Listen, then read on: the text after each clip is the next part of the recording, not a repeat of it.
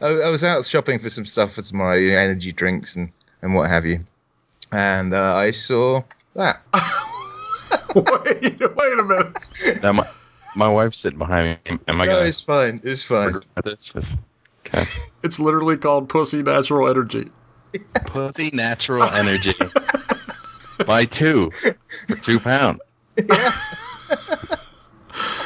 Oh. I could buy enough. I could literally be knee deep in pussy. Oh, perhaps I should do that and just buy loads of them and just stack them around my leg. Could you see Dan? Like, he's all, oh, here comes Dan. Oh, guess what you're getting from Dan? Oh, Dan just gives everybody pussy all the time. Every holiday, everybody. Draw your sword, knock your arrows, and ready your spellbook. It's time for another episode of The Gamesmen. What role will you play?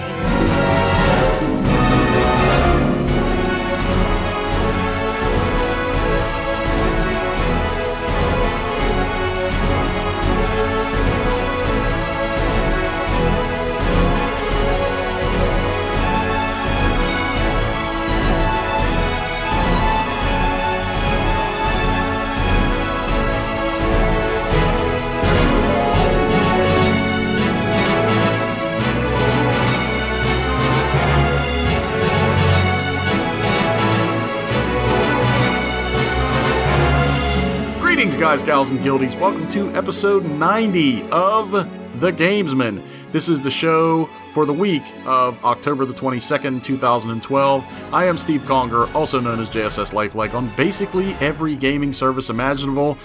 I got a little bit of a sore throat and some sniffles, but I'm not going to miss the show. Only 10 left. So, and also here is Mr. Daniel Natman Hardlydan. Good evening.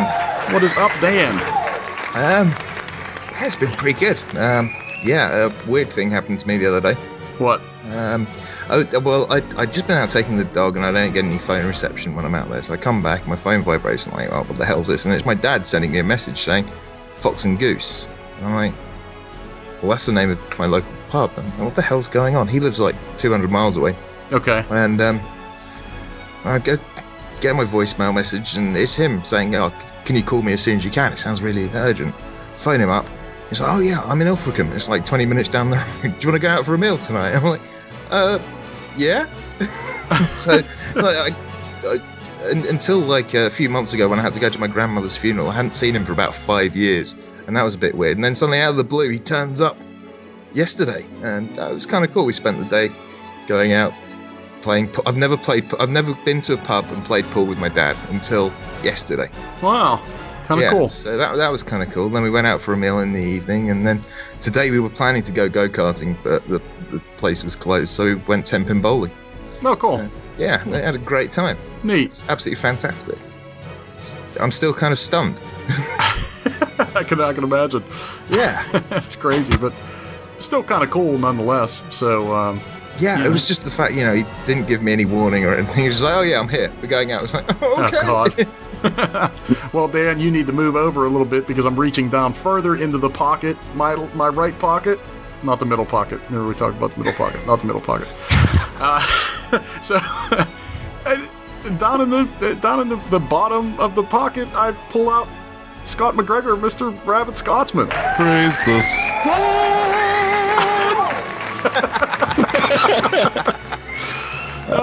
what is happening? Resurrected from my grave, I guess. So what's been going on in the life of Scott McGregor as of lately? I don't know. A lot of crap. This is just floating around, and I've been busy and weird life stuff's been going on, and so. But everything's like wrapped up and better now, and so. Cool. I hear there's only 10 shows left, so I got to be there for that, right? Yeah. It's sort of a necessary evil, but it's not really an evil. It's a good thing, I guess. So I've seen with you some Borderlands 2 and some Dark Souls, huh? Yeah, are you looking at Raptor? That's what. No, I just saw that on Steam over the past few weeks. Oh, okay. Yeah, that's pretty much it. God, Dark Souls is so good. Yeah, it's pretty so good. I can't say that Dark Souls is good, but I know Demon Souls is really good. Yeah, Dark Souls is the only game that I can say that it's made me a better person. Wait. Yeah, Wait, it's a game that's made me a better person. I feel that way about Dark Souls. In what fashion? I've never been able to say that about a game. So, it helps you cope with some of your weaknesses, I guess. Because you're gonna get fucking pissed at that game. Bottom line, you are gonna get angry as shit, and you either need to like cope with it and man up and learn to deal with it and like flush that shit out and just have fun and just get over it, or you're gonna hate your entire experience playing that game. That's just the way it is. And it taught me to look at games in a light that I haven't looked at them in a while. You know, like it's not bullshit when, you know, that's not me getting fucked in a boss fight. Am I swearing too much? I've been in TeamSpeak so much lately that those are the only words we use. Like, it's just, it's part of the game's experience is that you just have to admit to yourself that every time you die, it was your fault. And you have to figure out why.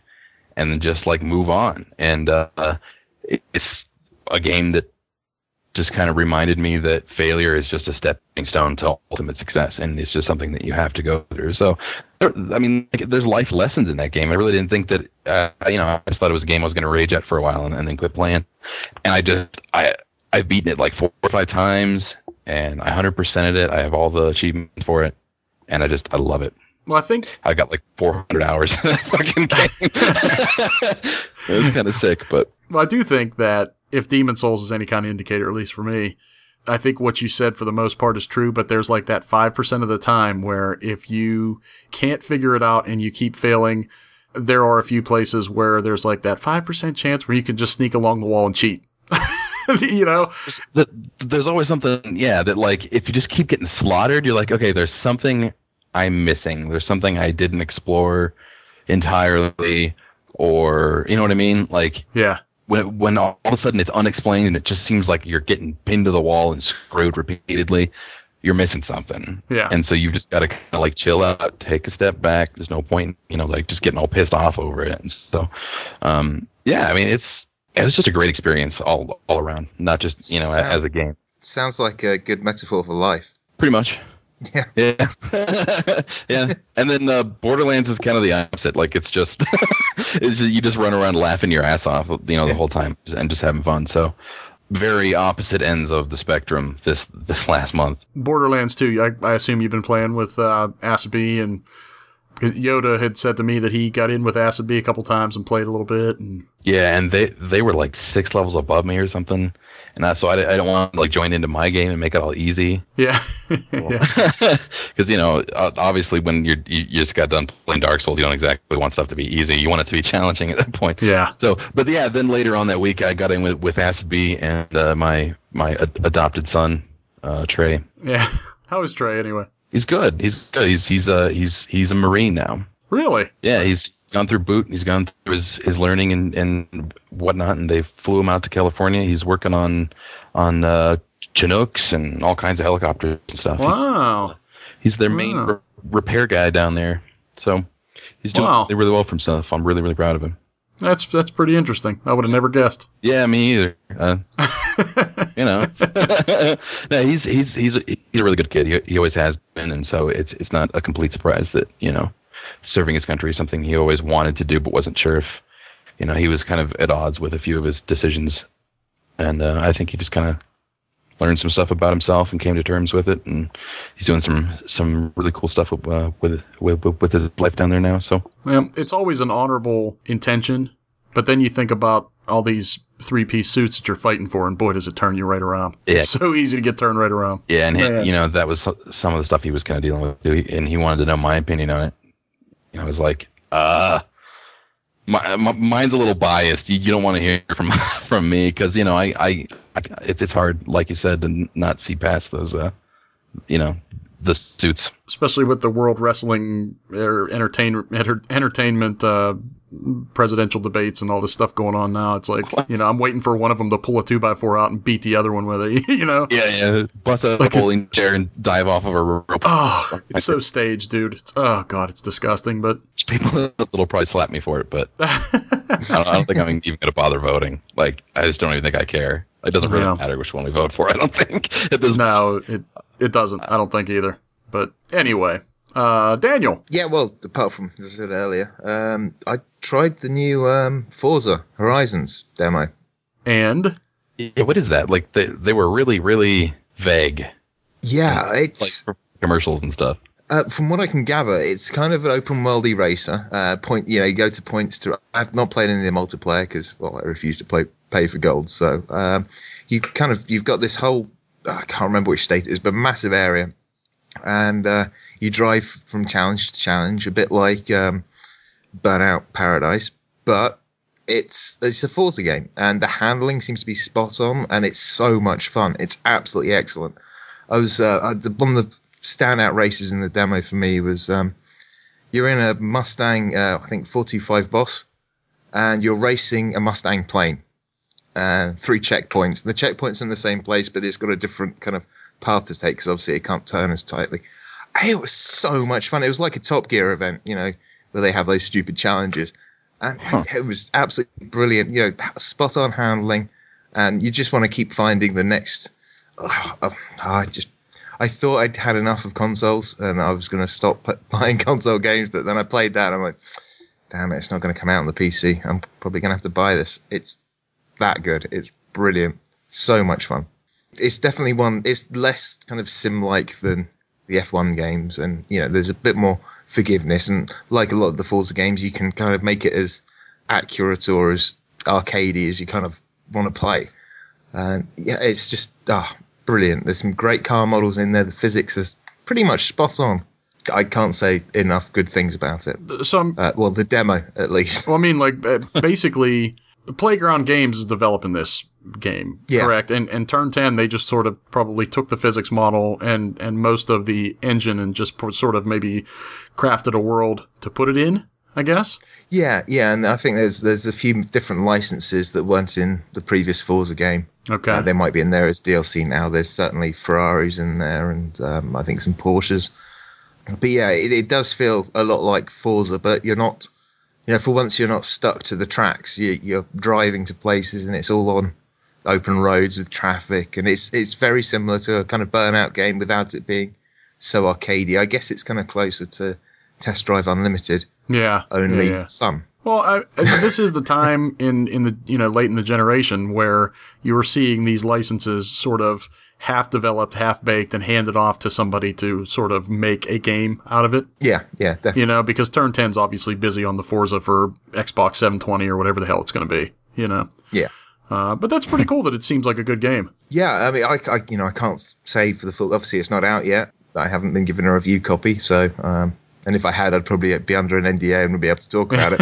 But the demo it's worth having a look at. If you like racing games, give it a go, and it'll probably end up being on your to buy list. Well, I would guess it's probably based on racing street cred and stuff like that. Yeah, kind of. Yeah, and most of the races I've done are basically finish in the top 3 for bonus points, and you get the odd head-to-head races, and then the weird ones where you're racing some guy in a plane. That was really cool. And then when I replayed it, I was racing against someone else who was no one on my friends list, some guy Andy with a load of numbers after his name. And that sounds like Xbox. Yeah, okay. Yeah, but it kind of I think there's some kind of system in there that's kind of world ranking, and you get to race against their ghost, basically. Ghosting, which is kind of cool because, well, I've got no idea who this Andy guy is, but dude, you suck. Yeah, great fun, and really well worth looking out for. Anything else, or? I'm sure there was something else, but I really can't remember. My mind's kind of been fried since seeing my dad. It's like, whoa. I don't know what to do. Yeah, gaming kind of went out the window, and we had a really good steak last night. Damn. Yeah, sounds good to me. Yeah, nice ribeye steak, and I kind of can't really think about anything other than the stuff that I've done with my dad for the first time, even though I'm 33. Yeah. like having a game of pool. I mean, better late than never. That's I guess too long. Yeah. yeah, exactly. And I can't remember who said it on Twitter, but it's never too late to forge new memories. And yeah, it's spot on. That's been my highlight of the past couple of, Actually, probably the year. Actually, Damn. seeing him when it wasn't a funeral and kind of chilling out with him. Well, I mean, there's shooting some pool, having some beers. Doing normal stuff that fathers and sons generally do. Yeah. And I've never been able to do with him. Well, I mean, as far as the highlight of the year, I mean, there's still 2.5 months left. I mean, you still have time to get kicked in the balls again or something. Yeah, that's definitely a highlight. I mean, it has been a while, so it's probably due to me soon to bring me back to it. Oh, they're lonely. Well, as far as me, I finished the last story, and let me just say, before I had talked about how it does have some really critical flaws, but it does not take away from how good of a overall experience it is. And for the first time since probably 2 generations ago, Final Fantasies, something like that, this is the first time that I actually feel sad to be finished with the game. It's been a long time. It's one of those feelings. It's kind of a bittersweet feeling, isn't it? Yeah. You've enjoyed it. I get it more often than not with like a really good TV series now. But yeah, you get that. That was awesome. But that almost heartache of like, I'm never going to play this for the first time again. Yeah. Yep. Yeah, I'm never going to see all that for the first time. I think you hit it on the head with TV series, because it's the same sort of feeling to a lesser extent that I felt with Buffy, with Angel, with Firefly, like that kind of stuff. Oh, yeah. And I don't know. It was a great experience, and I'm really kind of glad that it was there on the Wii for this year. But speaking of the Wii, I'm gonna dig into my video game bag, like a 3-year-old video game bag. As soon as I finish that, I put Rise Fantasia back in, and it is a turn-based RPG that was developed by Image Epoch and Marvelous. It was published by Ignition here in the States, and I think it was like the summer of 2009, right? So I was playing the snot out of it, and the only reason I bought it's a budget RPG, but the only reason I bought it was because some of the music was composed by Yasunori Mitsuda, like my musical hero. Your musical boyfriend. Yeah. That is it. Oh, Mitsuda's so good. So I had gotten stuck on this boss that I had tried to fight probably once a week for about 2 or 3 months, and I was stuck on it. Do you know, I picked it up just the other day, maybe not even a week ago, and I fought that guy probably 3 times. The 3rd time I beat him, and rather handily, I might add. So it's been like 2 years, over 2 years. And now I've kind of been plugging along, and it should be ready for me to finish during Extra Life. I think I'm right at the final boss now. There's a 2-stage fight, and I don't know if I'm leveled enough, but I should be. Now, I'm sure last week you said after finishing, not Final Fantasy. Last story. Last story. Yeah. That's it. Really similar names. You were going to play some Guild Wars 2. I am, but I figured I'd save it for the marathon. But I'm not on to show you up, right? I haven't seen it on Steam in a while, yeah. Yeah. Well, you know what? My PC's been up here, upstairs. I've kind of left it up here. I haven't brought it back down. I've been watching Netflix on the PS3 instead of through a web browser on the TV for a while. I don't know. I was ready to bring it back down, and then I said, I'm going to be recording in a couple more days, and done. I just left it up here. But yeah, that's about it for me. I'm actually getting kind of excited for the marathon, because I guess, to be completely honest, and to sort of peel back the curtain on what would be the fourth wall, I guess. We're recording on Friday, and tomorrow is the big Extra Life marathon. It's just gone midnight for me. Today is the marathon. Yeah, well, yeah, you're a bit odd, but I should be asleep now. Oh, you need to, man. You need to. It's all right. I've got pussy in a can. Oh, you and your pussy energy drink. My God. I didn't actually buy any. I should have bought some pussy. 2 for £2. Yeah. We're going to have to attach the link to that in the show notes. I know. We figured that we weren't going to be all that energetic, and I knew I wasn't going to have too much energy to edit this week. So we're bringing you sort of a best of RPG random encounters and a boss battle, and we're just going to try to get through with that until the following week, and we'll talk more about what we played for Extra Life and sort of how the 24 hours went down. So here's the best of RPG from 2012, and we'll be back to wrap everything up. All right, well, kind of since I guess the anecdotal stuff's out of the way, Dan, do you want to take up the helm of RPG? Let's go for it. All right. Right, well, the first one, this is one for you, Steve. All right. It's called Bazinga, and it comes via the Gamesmen podcast. Wait a minute, what? Okay, so here we go. The fantastically popular Draw Something has, as we all know by now, been bought by Zynga. In a recent episode of the Gamesmen, Steve JSS Lifelike Conga was heard to say, Zynga est el diablo. Zynga is the devil. I do not want any part of anything Zynga. Now you, Steve, are playing the part of Mark Pincus, founder of Zynga, and you have to convince Steve that your company is not the devil and do what you can to make him, to get him back playing your games. Oh, man, you're an asshole. This is terrible. Okay. Man. All right.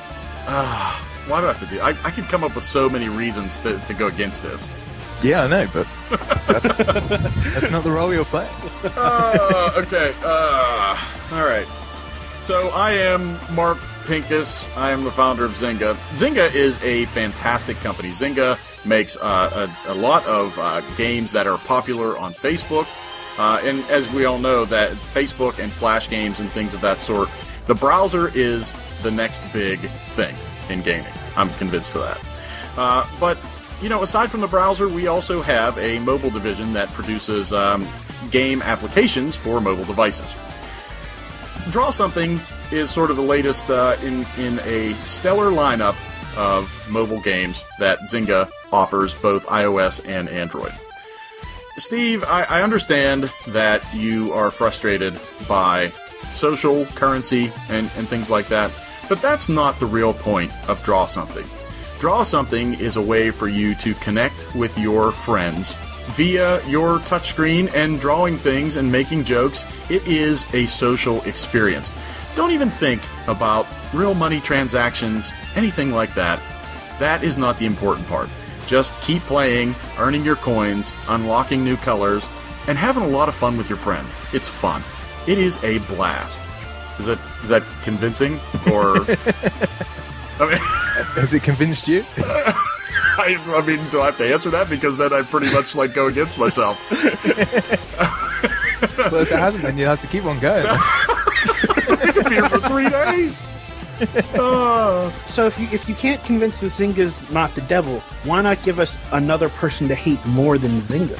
Ooh, there's a lot of people to hate. You know who you can hate right now?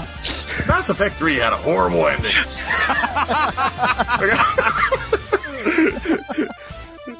What the hell's up with all these Mass Effect relays anyway? I don't know.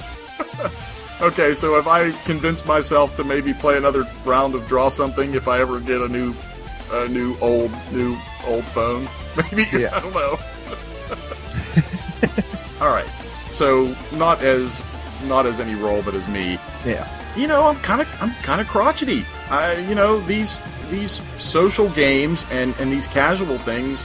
Okay, yeah, I like them. You know, just as much, if not more, than everybody else. You know, I really like Draw Something. I mean, there was a reason that I had, 20 games going at the same time or something? Yeah, you know? Yeah, we got up way over 100. Yeah, I mean, I really dig what it was because, you know, first off, I'm, you know, self-proclaimed little bit of an artistic guy, and I liked it. Is that artistic or autistic? Well, I mean, you could kind of say either way. I am, you know, I am a stickler for a lot of stuff. Yeah. But I never had any intention myself of paying for, you know, real money transactions in the game. No, neither. And that was before they got bought by Zynga. Well, you know, I don't know. I mean, are they still technically OMG Pop, subsidiary of Zynga? Is that what they are now? I think so, yeah. I mean, I don't even know. Or have they been completely assimilated? I have no clue. Well, I mean, I guess basically, yeah, they have. I mean, I guess that's all you really have to say. But I don't know, man. I guess I will say that I paid 99 cents for the app. I mean, does that say anything? I don't know. I don't know, and I don't think they're as bad as you kind of made out in the past. I mean, they've raised more than $10 million for worldwide social causes. Okay, so maybe not Est el Diablo. I don't know. Maybe not the devil. I don't know. Go with a minor demon like Mephisto Mephisto. or Blackheart. Loki. Yeah, Loki. Mischief. Yeah. I mean, you're right. Like I mean, first of all, by you paying the $1, you've actually probably hurt Zynga's earning potential on your game. Yes. Because you're not getting sold the ads that they get. Yes. So in the long run, they should make more off the ads than the $1 they made off of you. Yeah, I guess that's a... So yeah. you have taken the right way out on that one.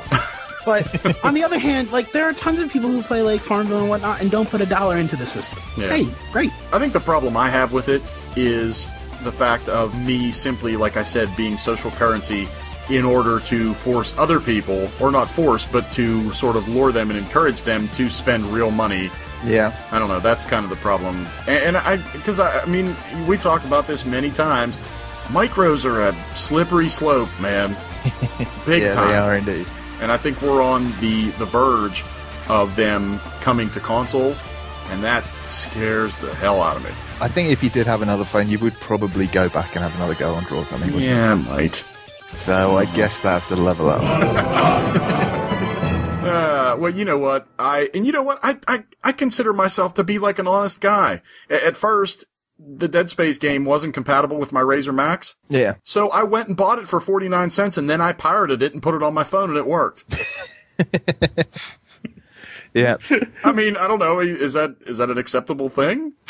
I guess so. I mean, I didn't even have the option to buy it. Yeah. Right. I mean, you paid for it, so yeah. Yeah, I did. Yeah. I mean, okay, maybe Zynga is not Est el Diablo. Es no el Diablo. However the hell you say it, I don't know. All right. Random encounter number 2 is for Dan, and it's entitled, "It's Okay to Be a Jackass." I'm not implying anything now, before you think about it. All right, Dan. A historical park in northern Israel is making headlines following a decision to equip its donkeys with wireless routers. Yes, you heard right. Donkeys with wireless routers. Jeez, man. Kfar Kadem Park offers tourists the opportunity to experience Talmudic-era life. This experience involves riding a donkey, which was the main mode of transport in those times. However, it seems technology has wormed its way into the experience, as you can now surf the web while riding your donkey. No, folks, that is not a euphemism. The Associated Press cites park manager Menachem Goldberg as saying the move is part of an effort to engage with younger generations as opposed to catering to the always-on tourists that can't bear to be away from a Wi-Fi connection. Dan, you are Goldberg. How's this wireless donkey system going to work exactly? I can't even get the question out. As me, can I just... Cheers, Steve. Thanks for this question. Brilliant. Okay. I'm crap with voices, so I'm not even going to attempt. No. I don't want to risk offending anyone. Well, basically, we've got 30 donkeys at the moment, and it's the town of Hoshire, I think. Yeah, it's around Galilee or something, I thought I read. Yeah, near Galilee. And at the moment, it's just five of them we've fitted with wireless internet, and we hang the routers around the donkeys' necks with some batteries. And, yeah, bit of.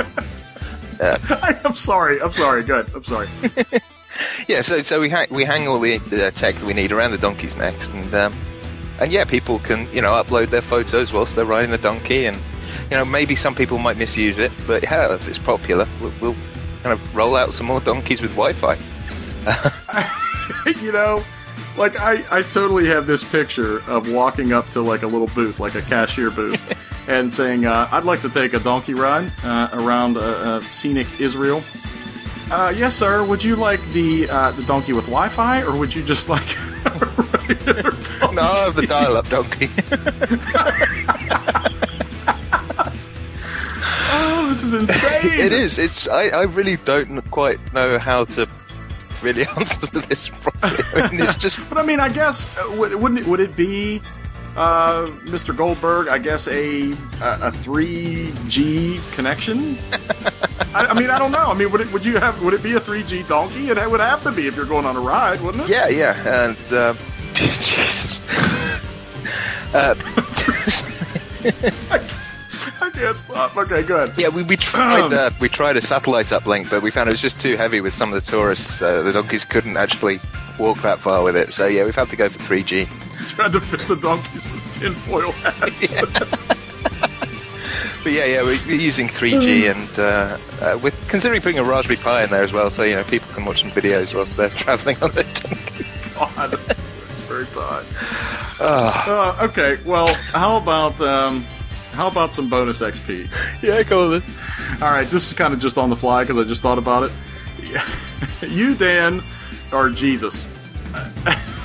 Do you have a feeling one way or another about this, or no? I mean, do you have a problem with it's Wi-Fi fantastic. donkeys? The more of my flock that I can reach, the better. And if Wi-Fi donkeys is a means to the end, then fair enough. I mean, you don't have a problem with people like downloading their fishes and their loaves of bread. I'm sure, I love sharing. I love the Pirate Bay. Oh my God, I don't even know what else to say about this. I have no idea. This is great. I think, I don't know. I mean, as Jesus, I think I'd probably have more issues with people hiring out donkeys than having Wi-Fi connection. You do realize that this opens up some kind of big door for animal porn or something? You get some sicko. Oh, that's precisely why we're doing it. Oh, there's not enough donkey porn. We're also hoping to maybe record the donkeys' exploits, and we're going to fit some cameras to make sure that the donkeys aren't mistreated whilst on their trek. Wi-Fi donkey security cameras. Yeah. We've got GPS chips inside all of our donkeys just in case anyone decides to try and steal one. So it was a logical next step, add Wi-Fi. That sounds to me like a ridiculous level up. All right, that's 2 random encounters out of the way, and it's time for the boss battle.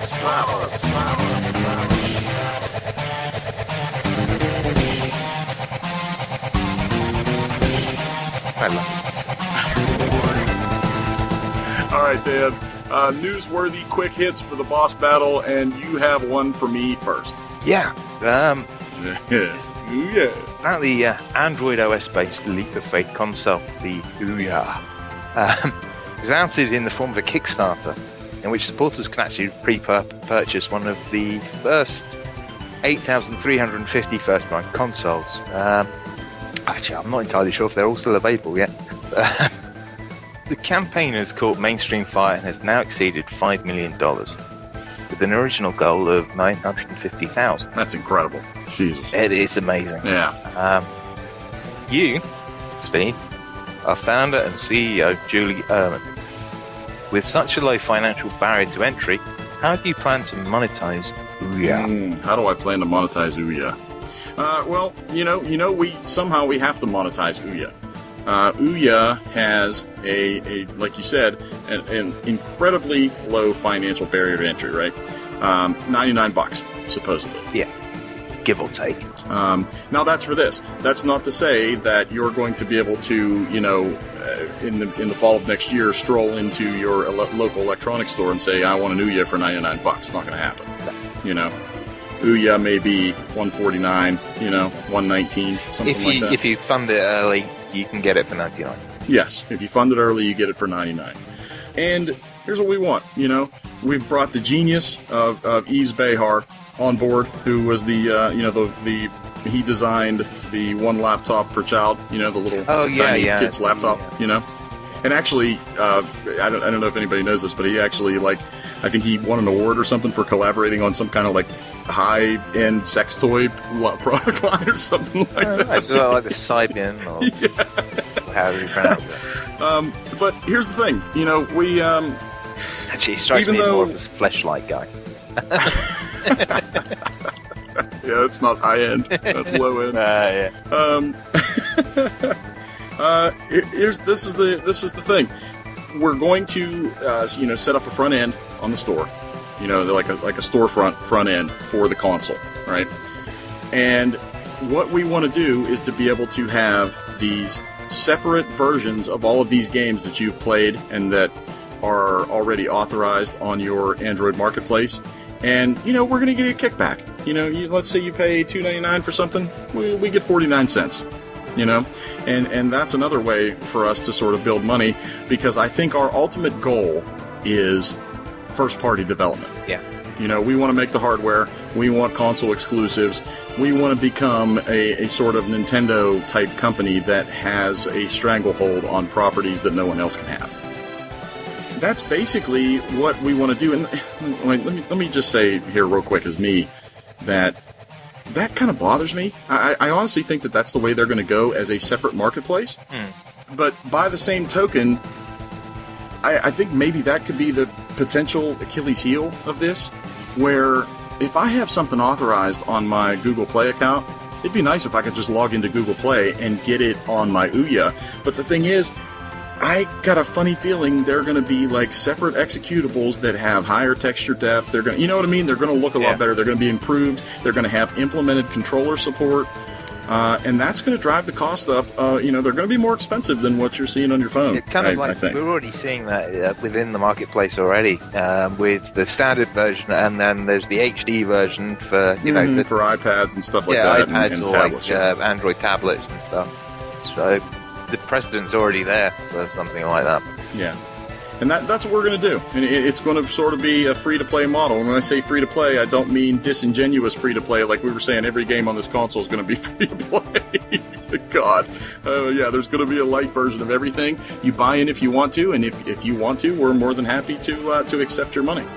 So, I think that's it. I think that's how it works. And as Steve, just a sort of final thought, what happens when Tegra 4 comes out? And is there going to be a hardware refresh like every 18 months or something? Like once the Tegra 4 or Tegra 3 gets, like the Tegra 3 is getting cheap now. Yeah. So what happens? Is there another Ouya? And are we going to get to the stage where it's like, you've got Ouya 2.0? Yeah. I'm afraid you can't run this game. Yeah, exactly. Yeah. And you've got to spend another $99 to get 2.5. I know, 2.5. God, could you imagine? Well, one of the things that Julie was saying was about the barrier to bedroom coders and things getting their games on the TV. And part of the idea behind the Ouya is that you're going to be able to make your own games, then I guess sell them through the Ouya marketplace. And obviously they're going to be taking a cut of each one of those sales. What the other thing, what's with the name? Yeah, it's pretty bad. I got a Ouya. It's pretty bad. I mean, I guess at one point people were talking about the Xbox, like, well, that's a bit of a crap name, but it kind of fitted with DirectX and X. Well, see that, and that's it. Yeah, there was the Xenon CPU and the Xenos GPU in the Xbox. Plus, the Xbox, the original one, and I'm pretty sure the Xbox 360 were all sort of based on DirectX. Yeah, and the Xbox, the original one, had an X on the top exactly. of it. So I mean, I can't believe I'm going to pick up an Ouya and go, ooh, yeah. Well, the O is supposed to stand for open. So, we'll see where that goes. I don't know. But it's supposed to run XBMC, and it's supposed to sort of be a streaming media hub and everything.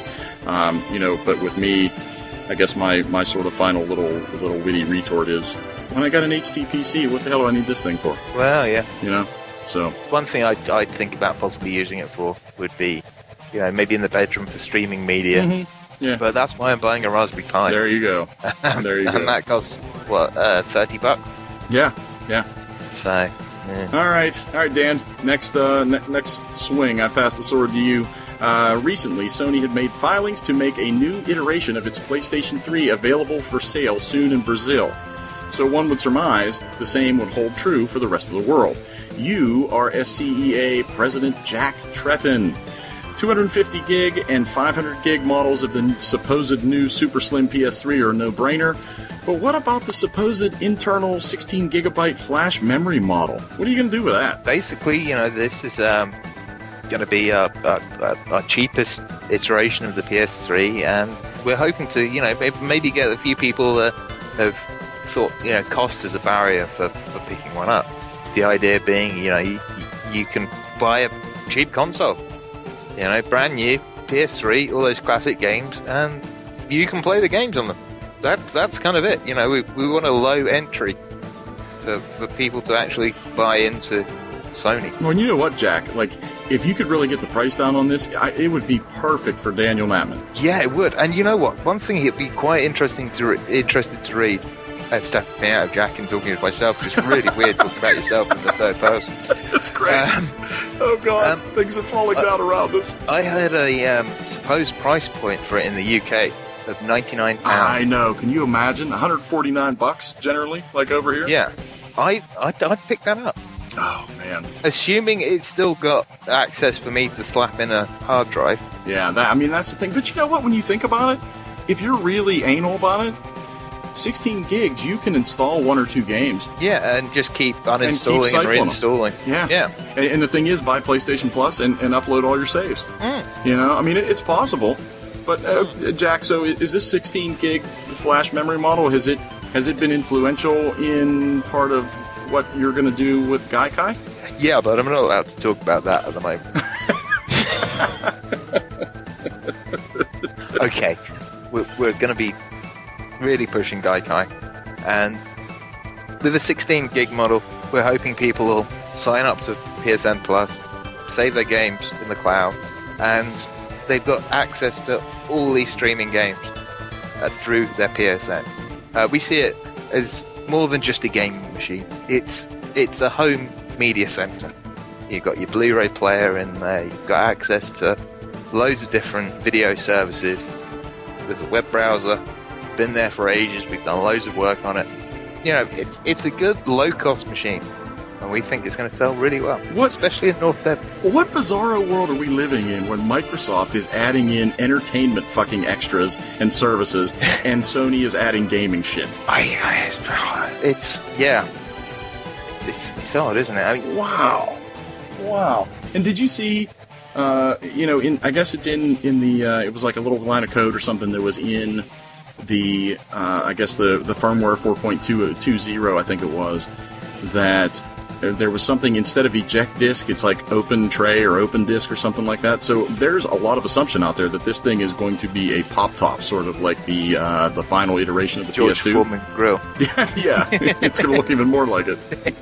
Yeah, I saw a mod with one of the old bulky PS3s. Yeah, I miss mine. And they made it into a open top, and they'd actually put a little heating plate in there to cook food on. Dude, I don't think you need to. The son of a bitch gets so hot anyway. God, at least mine maybe did. Just to spread the heat out. Yeah. A little griddle pan. Okay, Steve, it's your turn. Let's have another swipe at this boss. All right.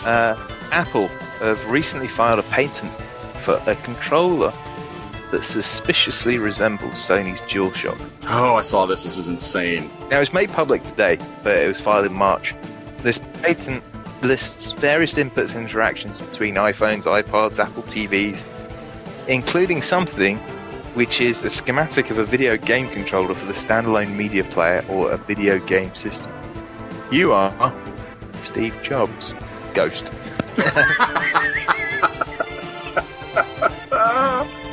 What is the intent behind the filing?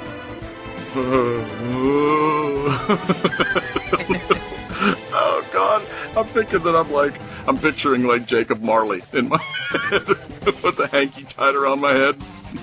Perhaps we should have gone for you are a psychic channeling Steve Jobs. Yeah. What is What's the intent behind the filing? All right.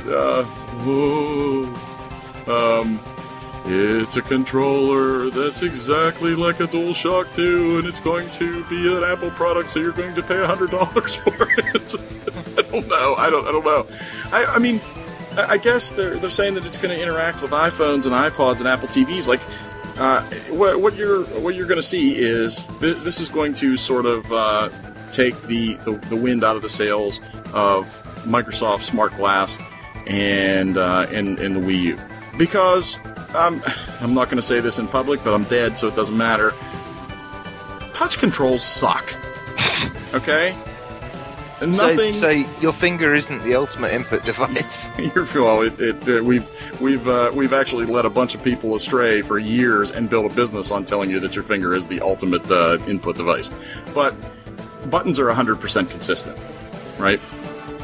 And plus, this way, you're going to be able to take your iPod, you're going to be able to plug this controller in, or you're going to be able to run it wireless like RFID or whatever, and interact with your machines. And I'm telling you right now, dude, I can picture, and this is just as me, I can picture little plastic clips that are going to clip onto that controller like the chat pad does for the PS3, for the DualShock, and it's going to come up and around, and it's going to clip in and have a little angular thing, where like an adjustable thing that you can put your iPod into, or your iPhone or whatever, and be able to play games with a controller you're holding in your hand with an adjustable screen. I'm telling you, I can see it now.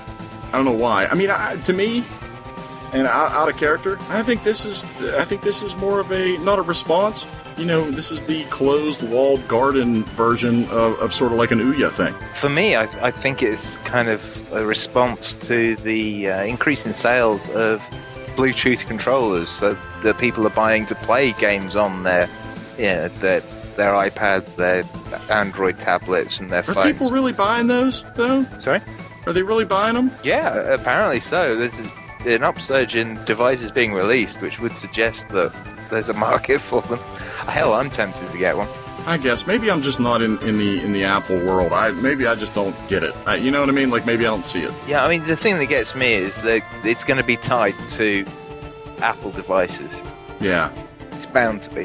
Whereas, I can pick up a on-live Bluetooth controller that works over Bluetooth and I think it's the 3 GHz wireless frequency. Yeah. That I can use on my phone if I had an Android or any tablet, PC, iPad, whatever. It will work with them, and it's 30 quid. Yeah, I mean, it's not bad, but I don't know. I just don't get it. To me, I would rather see like a sort of split controller, and we've talked about this before. Actually, we talked about it on the show that shall never be heard. Yeah. I'd like to see a controller that's split, sort of like a DualShock, but in the middle all it has is adjustable rails. And you pull that thing to the side, you slide your phone down into it, you ratchet it tight, and you pretty much have a Wii U gamepad. Yeah, and it'll be in landscape mode and for Android devices, because some of them have got the charge point in different places. Maybe they'll have a little wire, and then you could have battery packs within the controller that keep the phone charged, so you can play for longer. Style. You can actually play it book style, sort of like I used to hold I used to hold the DS sideways. So you can even plug your phone in that way, and this way it's adjustable, and all the contact wires are in through those little guide rails. But yeah, I don't know the intent behind the filing. I think it's just, I don't know. It's Apple trying to cover all of their their walled garden bases. Like, Apple has to have their own Apple thing of everything. So now, Steve Jobs. Ghost. In the quotes, Ghost. It says the standalone media player or a video game system. What's this video game system? We are not interested in video game. I mean, they've said it for years, but I don't know. Okay, we may get into the market, we may not, but that is their, we're sort of future-proofing our patent. Now, for people that have said that they're not into video games, it seems silly that they're producing a game controller. It's true, and I don't know. Maybe you're right. Maybe it is simply nothing more than Apple getting tired of the the third-party action. Yeah. So why not make their own licensing fees? Yeah. Well, I mean, why not make their own and make it official? And supposedly there's going to be near-field communication in it, so it'll have NFC built in. And that's the thing that's weird. That's the thing that makes me think about Wii U more than anything else is the NFC that they're trying to put in there, supposedly in the patent. So I don't know. That's kind of where I fall with that as Steve Jobs' apparition. So, all right, the Killing Blow. We're going to finish it up with something a little fun here, Dan. 2 things are all the rage right now: zombies and crowdfunding. Who doesn't love zombies in crowdfunding? Assuming he can come up with the massive amount of funding necessary, Mark Siwak, I guess that's how you pronounce it, hopes to turn the abandoned and derelict areas of a Detroit city into what he calls Z-World, a theme park that literally puts you in the most realistic zombie apocalypse situation imaginable. With 30 days left to go, and actually it's probably a little bit less than that now, he has achieved $7,700 of funding with a goal of $145,000 on the crowdfunding site Indiegogo. You, Dan, are Nostradamus. Oh, it's channeling more dead people.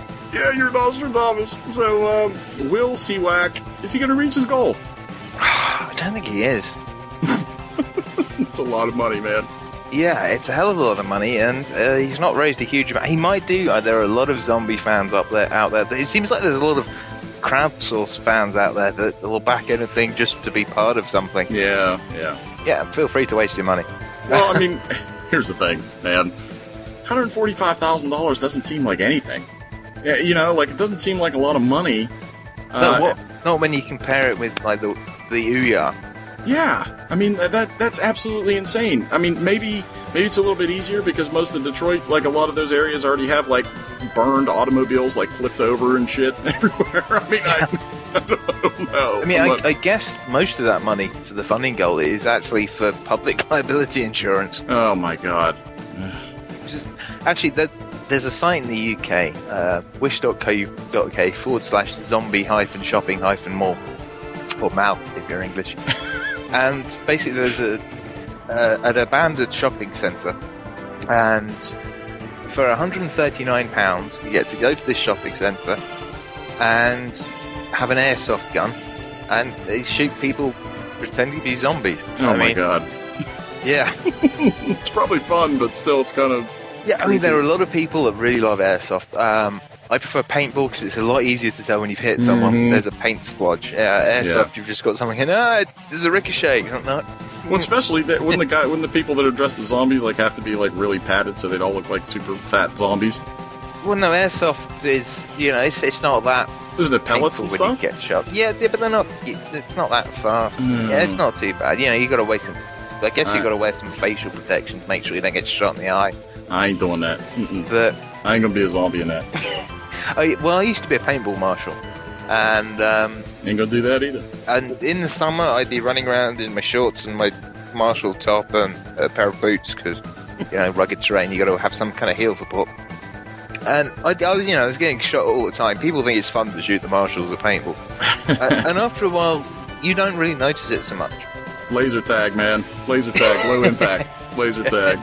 Low impact, no impact. No impact. There you go. Perfect. So he won't reach his goal, huh? No, I don't think he will, because it's not a video game. It's not a bit of technology. It's getting money. I guess he's going to use a similar model with airsoft. Yeah, probably. Or maybe laser tag or something. But it's not exactly new. And I'd like to call a moratorium on several things. Zombies, werewolves, and vampires. And crowdfunding. I think we've had enough of all three of them, and maybe for like the next 5 years, just stop. Just leave it for a bit. Let us, you know, find something else to do, and then bring them back. You know, I'm saturated with. How long till we shelve crowdfunding? I don't think that's ever going to completely go away.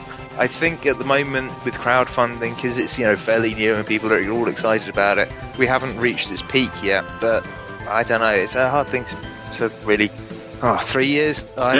Just wait till the first time when somebody pays for something and they don't receive the product. And that sounds to me like the boss is down. Whew. Man, dude. Like, I mean, with my wife being ill, it's been hard to kind of get caught up. But I just wanted to get caught up on a lot of stuff. And do you feel the same way as I do with, you know, zombies, werewolves, and vampires? I think it depends on the source material, really. Well, yeah, but you know, we must be reaching saturation point soon. I guess. So. I don't know. I don't know. Speaking of saturation and maybe drowning yourself therein. All right. Well, hopefully everybody enjoyed hearing the Wi-Fi donkeys again because everybody loved that. Son of a... Oh, it's great. It's timeless. That Wi-Fi donkey story is timeless. All right. So shout out, Scott. Go ahead. You think Joseph and Mary would had an issue booking that hotel if they had one of those donkeys around? I know. Could you see? I thought you had the app downloaded. First and foremost, I like to shout out Garwin. He's been hanging out with me on the stream like every day. He's been there and playing games with me and stuff and making jokes. So it's been cool to have him around. The usual TeamSpeak crowd and all that. As for donations and stuff, I got a couple of anonymous ones. I have like a string of like an anonymous ad or something on my, but I'm pretty sure they're family members and stuff. And one of them I know is actually Garwin too. So, Brandon 4. Yeah. 4. He was one of the first guys to donate. That was 6 months ago when we first started, when we all signed back then. Yeah. And then Joe, he was the very first. Mr. Joey Ice Cream. He should be showing up tomorrow too, to join me on my feed, I think. And Mr. DeLacy spreading some love. Yeah, he is. Anonymously or otherwise, I guess. Yeah. Going around to all our different pages and giving some money, which is cool. And then Z-Dope. Gotta shout him out too, so yeah. Cool. All right, Dan. Yeah, Jeremy, Brandon. Z-Dope! Oh, sorry. Yeah. Brandon, some guy called Conga. Yeah, I felt bad for you. Yeah, and then suddenly a load came in afterwards. Yeah, the thing was, you were only $10 away from hitting your goal, right? Yeah. And I don't know, with working on this nursery, and we're actually trying to think ahead, and we're buying like 2 packs of diapers every week and stuff like that, and we get paid. And so I figured, let's get Dan his T-shirt. He's real close, right? Yeah. And then you get like another $100. I mean, I'm not complaining, but Yeah. So yeah, that was cool. Cheers, man. Greg DeLacy, Susan Linden Hall, Lee Sutton, John Lee, Claire Sigary, Gary Lever, Zap.Inc., Kim Woods, Joe even, Wim Hornberg. I think he's an Iron Hammers listener. Liz Kendall, Insert Coin T-shirts, Alchemy Labs, Codemasters, and Mr. Bobby Iron Hammers Gooding. Sweet. Thank you all for your support this year. Absolutely fantastic. It wouldn't be worth doing this without you guys. Thank you so much. Yeah, agreed. For me, my donors are Gary Lever, Kim Woods, Kay Conger, my mother. Hi, Mom. You'll never hear this, but hi. Pamela Bowen, yeah. John Matika, Brandon 4, Mr. Einstein Maciel, Simon Kozigan Kempster, Greg Murphy's Law DeLacy, Brandon Casino 31 Pool, Karen O'Brien, Mike Yopek, Ted Merklin, Lisa Conger, my wife, Deborah Merklin, Jeff Myers, Dean Riley, the Dino, and Mr. Jeremy Humberson, Zerum. So thank you all very much.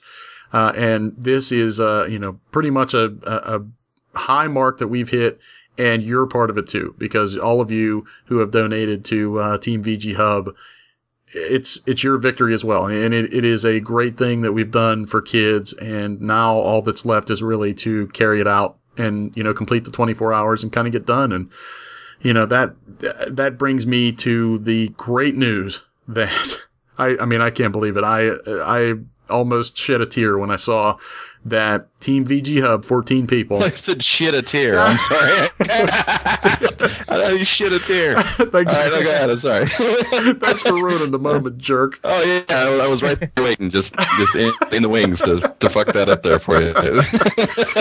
So yeah, we hit and broke and surpassed $6,000 this year, which is amazing. Woo. Is amazing. VGHub team right as of now is, and this is Friday, like I said, ranked number 25 out of 2,218 teams. Nice.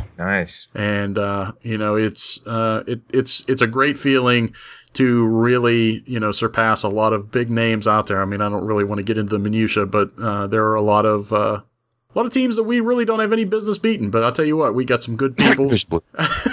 I had this thing in my. Sorry, I had that out. I had a fuck blizzard in my throat.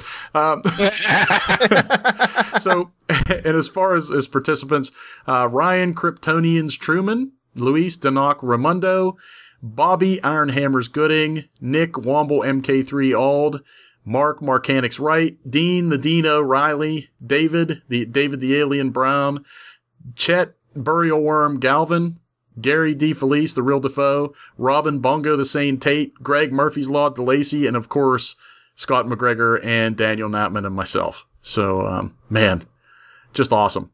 I am over the moon with you guys, and I can't even articulate how proud I am. So, all right, web for the week to come. Scott, where are you going to be?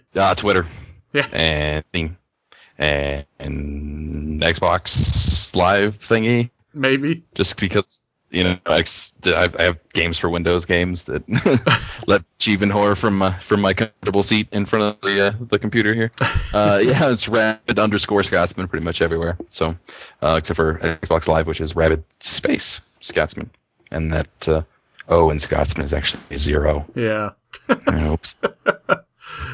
Oh, damn. Well, as ever, I'm hardly down on pretty much everything. I will probably be asleep after recording this. Or possibly in Guild Wars 2. If you want to get hold of me, Twitter's probably your best bet. That's at Hardly Dan. Excellent. I'd say Guild Wars is their best bet. You play that 24/7 already. Like it's I know. Well, yeah, but 0.4219. 0.42. yeah, that's the one. Hardly Dan 0.4219. Okay, so my web for the week to come before Dan falls asleep is JSSLIFELIKE pretty much everywhere. That's PSN, that's Xbox Live, that's Steam, that's Skype, that's Twitter, that's blah, blah, blah, blah, blah, blah, blah, blah, blah. So, all right, so time to pay the bills. Yeah, well, as I keep saying every week, and many people have done it recently, check out our Facebook page. Give us a like. We'll read your name out. One person's done it this week, and that's Gary D. Felice. About bloody time. Yeah, he was good on the show last week. Yeah, it was good to have him on. Yeah. It was good fun.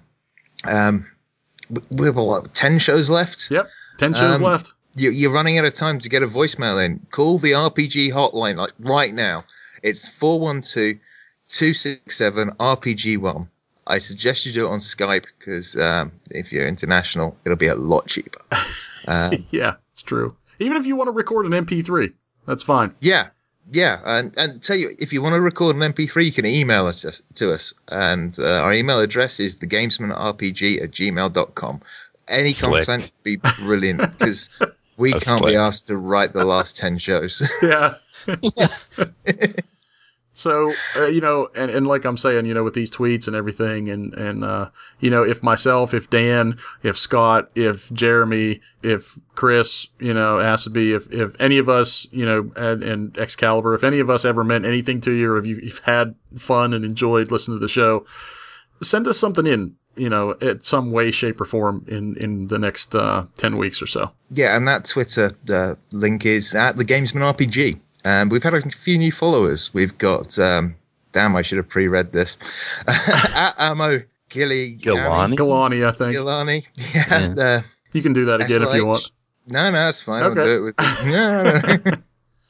SLH, Schwinn42, who's kind of been on and off following me for ages. I think he's been having some problems with his Twitter.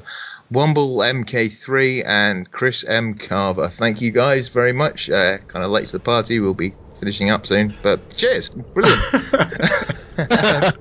We got 90 back episodes they can listen to at least. Yeah, right? Well, yeah. Well, there's more than that as well. Actually, way more than that. Yeah, way more than that.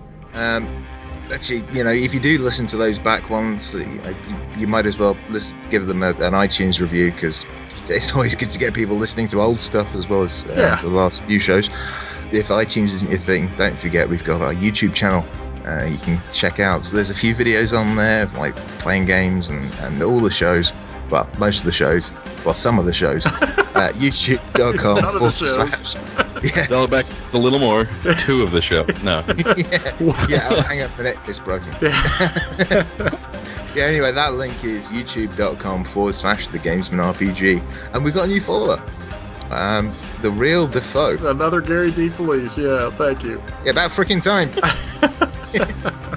Don't forget, there's 10 shows left. It's like, now you're running out of time. If you ever want to get in contact with any of us, you know, you've got to do it soon, because otherwise you won't be able to. Yeah.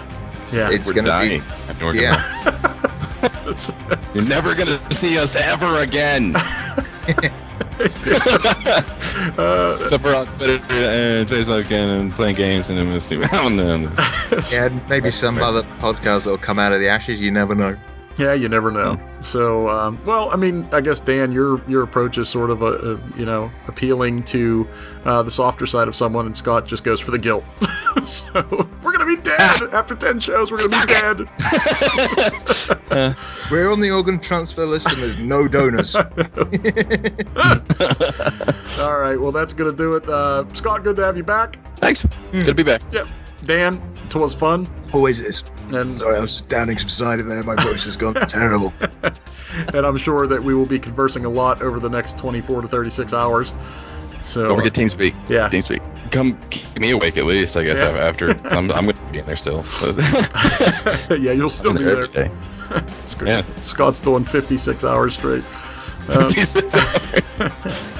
One sort of parting shot is you can still donate up to a month after the event. The event is obviously October the 20th, Saturday the 20th, and the site still works for about a month after. So if you meant to, if we caught you in between paydays, you can always go to extra-life.org/team/VGHub Team 2012 and look toward the bottom of the list and prop some people up. Yeah. So and don't forget, some idiots are doing it on the weekend of the 27th as well. The following week, the makeup weekend. Some idiot.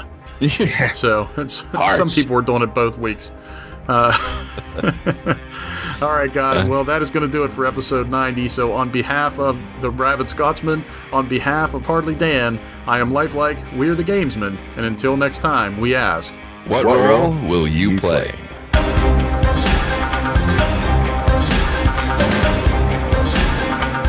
So did you guys see my tweet from the other day about the Walmart bathroom? No. I went to meet my dad for breakfast, and I dropped my car off to get the oil changed, and why I do it at Walmart, I have no idea.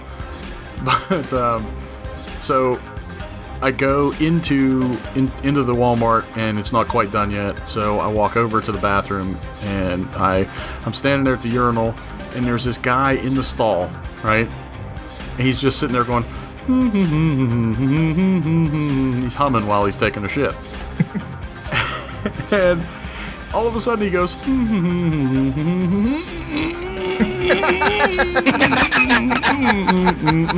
then I hear like plop, plop.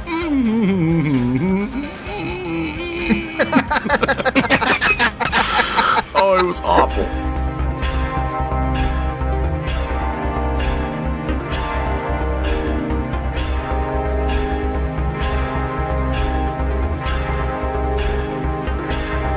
Not fully satisfied with this podcast, please return any portion for a full refund. Knee deep in pussy.